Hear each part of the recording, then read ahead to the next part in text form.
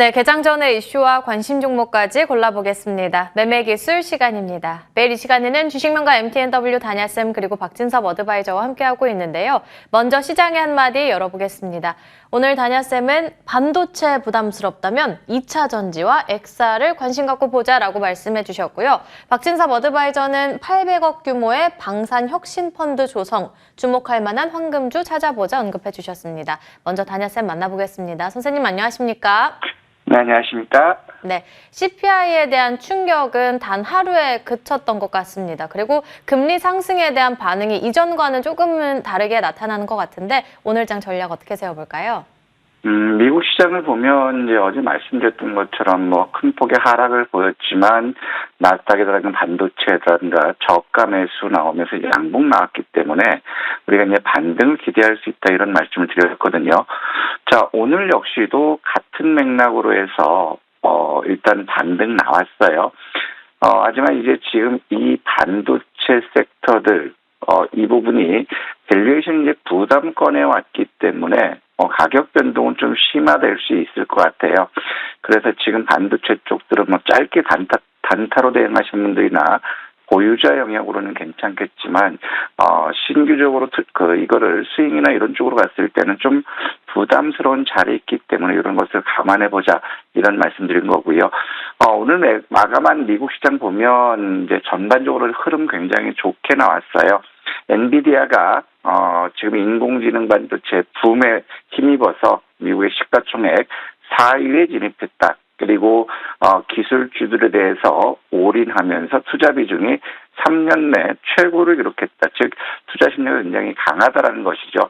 그리고 12월 PPI가 11월 대비 0.2% 하락했어요. 기대치 이하로 나오면서 국채금리가 하락을 했고 또 저가 매수가 이제 유입되는 그런 맥락들을 보여줬거든요. 자, 이런 것들을 이제 뒷받침하면서 어제 하락했던 업종들이 대부분 다 반등이 나왔어요.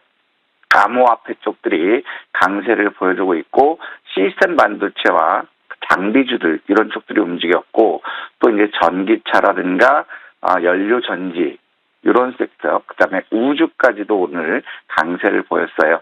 자, 그럼에도 불구하고 모바일이라든가 네트워크 장비, 식음료 쪽 분야가 약세를 보였다라는 것이고 ETF 시장 역시도 가상화폐라든가 로봇 자율주행 섹터들 그리고 반도체 2차 전지, 헬스, 인공지능 이런 섹터들이 강세를 보였어요. 그리고 원유라든가 가치주들 여지없이 오늘도 또 이제 하락하는 그런 모습 보여줬고, 자, 일본은 이제 엔 달러가 3개월 만에 다시 150엔을 돌파하면서 엔저 약세가 지속되고 있죠. 이로 인해서 반도체 쪽들이 강세를 보여줬고 수출주들이 이제 강세를 보여줬어요. 자, 그럼에도 불구하고 일본은 이제 엔저가 3개월 만에 150엔을 돌파했기 때문에 외환시장 개입 이런 부분들이 있어요. 그렇다면은 워낙 약세인 부분을 강세로 유인할 수 있는 그런 부분이 다소 부담스러운 양형으로 작용하는 모습이고, 자, 국내 요인을 보면 이제 어제 2월 반도체 수출이 급증했어요. 그러면서 AI 반도체를 키우는 울트몬이 9,300조를 투자하는 것은 삼성전자와 하이닉스에는 긍정적인 요인이다. 자, 이런 것들이 부각되면서 외국인들 코스피 순매도였지만 9시 30분 이후로 매수를 늘리면서 순매수 전환했다는 긍정적이거든요. 그렇기 때문에 어제 하락했던 폭만큼 이 부분은 오늘 반영될 수 있지 않을까 싶고, 자, 하지만 여기서 우리가 봐야 될 부분들은 이제 금리 인하가 멀어졌다는 것도 있지만 KDI에서 내수 부진이 굉장히 심화되고 있다라는 거예요. 지금 반도체 쪽이라든가 2차 전지라든가 자동차 섹터들이 수출을 견인하고 있지만 실질적으로는 가처분 소득이 줄어들고 있기 때문에 경기 성장은 둔화를 보일 거라는 거죠. 그럼 이런 것들 역시도 단기적으로 우리한테는 부담 요인이 될 수 있는 그런 상황이고, 또 최근 들어서 보면 환율 부분이 변동성이 굉장히 마이너스 방향으로 크게 나오고 있죠. 외국인들이 현선물 1조 원 매수했음에도 불구하고 워낙 강세폭이 둔화됐는데 어제와 같이 미국 시장이 CPI가 높게 나오면서 흔들렸을 때 환율이 10% 변동성을 보이고 있다라는 거예요. 그렇다면은 내재적으로는 이런 경기 둔화와 어떤 한반도의 지정학적인 리스크 이런 부분들이 다시 시장의 조정의 빌미가 될 수 있지 않을까 이렇게 생각되고 있고요. 자, 그러면서 어제 외국인들 코스피에서 순매수 전환을 1,100억 순매수를 보이면서 누적 5조 5,200억 순매수를 보여주고 있고요. 그 다음에 코스닥에서는 573억 순매수 보였지만 4,592억 순매수 기조를 유지하고 있고, 선물에서는 2,700억 순매도 했지만 여전히 3조 3천억 순매수 기조예요. 자, 2월달 지금 보면 이제 외국인들의 순매수 기조가 이렇게 이어지고 있는데, 최근 들어서 이제 반도체, 배터리 이런 섹터들이 이제 순환매되고 있지만 외국인들 입장에서는 저 PBR에 대해서는 아직까지 매수를 보여주고 있어요. 그래서 안정적으로 가시는 분이라면 저 PBR 관련주들이 3일 정도 조정을 받았기 때문에 오늘 하루 더 조정을 받는다면 저 PBR주들 아직 시세가 끝난 것으로 보이지 않기 때문에 이런 것들을 모아가는 것이 좋지 않을까 싶고요. 자, 그러면서 어제는 이제 코스피 거래대금은 전일 대비 약 24% 감소한 10조 1,100억을 기록했고, 코스닥은 약 1% 증가한 11조 4,400억. 여전히 시장은 강세 기조를 보여주고 있다는 거예요. 이것을 뒷받침하면서 고객 예탁금 공모주 청약으로 빠져나갔던 종목이 다시 들어왔어요. 4.2% 급증하면서 52조 9,800억을 보여주고 있고, CMA 역시도 소폭 증가되면서 77조 5,200억을 만들고 하거든요. 자, 그렇지만 이제 최근 마켓 머니 펀드에서는 5조 5,300억이 일단 빠져나갔어요. 이 부분도 결국에는 공모주 청약 쪽으로 간 것이 아닐까 이렇게 판단되는데, 차후에 다음 주 초반 시점에서 마켓 머니 펀드로도 3조 이상 자금이 유입되는 모습을 보인다면 여전히 종목 장세는 지속될 수 있을 것이다 이렇게 판단되고 있고요. 그래서 오늘 역시도 본다면 시스템 반도체라든가 반도체 장비, 자율주행 로봇, 2차 전지, 인공지능 섹터가 메인이 될 수 있을 것이고, 어제도 설명드렸던 자동차 부품주들은 여전히 시장의 저 PBR 섹터 같이 겹이슈로 작용하기 때문에 오늘도 한번 같이 봐야 되지 않을까 이런 생각이 듭니다. 따라서 최근 들어서는 이제 순환매가 굉장히 빠르게 나오고 있어요. 그렇기 때문에 적극적으로 간타하시는 분들이라면 굉장히 좋은 기회가 될 수 있지만, 안정적으로 투자하시는 분들한테는 오히려 지수 상승이라든가 종목 상승에 비해서 소외감은 커질 수 있는 그런 상황이거든요. 하지만 지금 상황에서는 가격의 변동성들이 커질 수 있는 그런 부분이기 때문에 욕심보다는 안정을 추구하는 그런 전략으로 시장을 접근하는 것이 필요하지 않을까 이런 생각이 들고 있고요. 그 다음에 여전히 밸류업 코리아 정책에 대해서는 지속적으로 될 수 있는 그런 상황이고, 자, 그 다음에 지금 XR 쪽들도 낙폭이 큰 상태에서 삼성과 애플 이런 쪽들의 투자를 확대하고 있는 그런 모습들 보여줬을 때 이제 충분히 조정을 받았다라고 보여져요. 그래서 안정적으로 투자하시는 분들은 지금 급등락하는 섹터들을 추격 매수하는 것보다는 최근 이슈 섹터로 부각됐다가 조정받는 것들을 차라리 분할 매수해서 미리 매수하는 전략이 필요하지 않을까 이런 생각이 듭니다.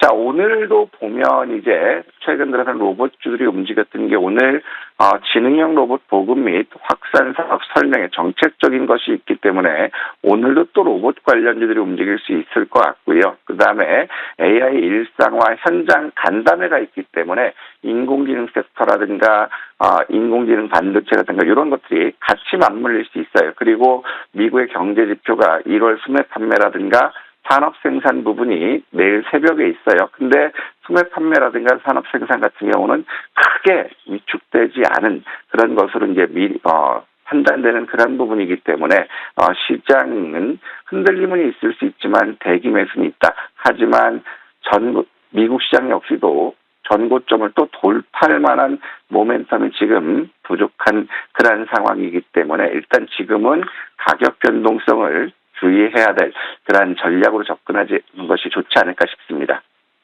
네, 그리고 간밤 미증시에서 엔비디아와 AMD가 바로 급등하는 흐름을 나타냈잖아요. 우리는 비메모리 반도체 관련한 매커스, 그리고 이틀 내내 또 급등하고 있는 신고가 나온 오픈엣지 테크놀로지 함께 볼까요? 오픈엣지 테크놀로지는 뭐 지금 굉장히 좋아요. 온디바이스 AI라든가 데이터 센터 수요가 증가되고 있기 때문에 이제 성장성이 높아지고 있고, 제일 중요한 거는 2023년은 166억 적자였지만 2024년도에는 첫 흑자 전환한다라는 거예요. 그리고 25년도에는 무려 영업이익이 435% 급증한다라는 것, 이런 것들은 굉장히 이제 긍정적이거든요. 그러면 증권사들 두 곳이 목표 주가를 42,000원을 제시한 그런 국면이에요. 하지만 최근 들어서 반도체 섹터들이 이 이슈에 단기적으로 급등한 그런 부분이 있기 때문에 차익 실현 욕구도 증가할 수 있어요. 지금은 투신이라든가 외인이라든가 보험, 연기금, 순매수 확대돼서 매수세는 굉장히 좋거든요. 그래서 우리가 안정적으로 온다면 일단은 3만 원을 깨면 일단은 전략 매도하고 다시 24,000원 이하에서 기다리는 전략이 필요하지 않을까 싶고요. 3만 원을 지지한다면 증권사들 평균 목표가 4만 원 부근까지는 끌고 갈 수 있겠다, 이런 말씀드리고 싶고, 자, 매커스 역시도 이제 19,000원을 목표로 했는데 18,700원 부근까지 이제 계속 갔다 와요. 그러면 AMD가 급등했다면 오늘 역시도 반등 모멘텀이 될 수는 있는 그런 상황이에요. 그리고 삼성전자의 차세대 메모리 PIM 개발이죠. 거기서 국내 AMD 유일 총판이 부각되고 있는 그런 부분이기 때문에, 자, 오늘도 18,700원을 돌파하지 못하면 일단 매도하시고 다시 우리가 16,800원 부분에서 다시 한번 매수해보자. 16,800원을 지지한다면 이번에는 19,200원을 돌파하면서 신고가를 다시 도전해보는 전략 필요하지 않을까 싶습니다. 네, 그럼 오늘은 어떤 테마 보는 게 좋을까요? 오늘도 반도체예요. 반도체인데 반도체 좀 부담스러워요. 자, 근데 이제 오늘도 보니까 어떤 게 있냐면 애플의 인재들을 뺏길까봐 삼성이 에이스들을 모아서 비밀 조직까지 만들었다. 그렇다면 삼성 역시도 XR 기기에 대해서 투자를 확대한다라는 거죠. 그렇다면 최근 들어서 XR 기기들이 조정 후에 반등 나오고 있어요. 대장격으로 뉴플렉스라든가 그 다음에 코세스라든가 세코닉스, 이런 것들이 이제 관련주로 부각되고 있거든요. 뉴플렉스는 근데 지금 보면 조금 대장인데, 공격적이신 분들이라면 뉴플렉스가 낫겠지만, 저는 조금 안정적으로 본다면 코세스 쪽으로 봤으면 좋겠어요. 자, 코세스 같은 경우는 XR도 있지만 반도체 부분에서 제2의 제주 반도체를 능가할 수 있다, 이런 보고서들이 나오고 있거든요. 자, 어제도 이제 시간에서 19,150원, 5% 떠오르는 게 조금 부담스러워요.